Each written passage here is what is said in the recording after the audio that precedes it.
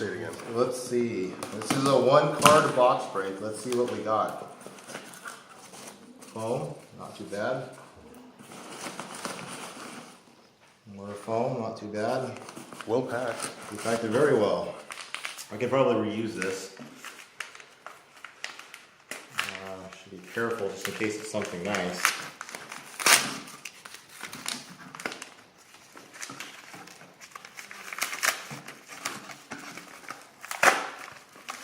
Yeah, looks like it's only 1 card. And it's taped up. Let's remove and see what exactly it is. Looks like it's very. Looks like it had the name of a fish on the back of it. Yeah. Maybe it's a marlin. They taped it up pretty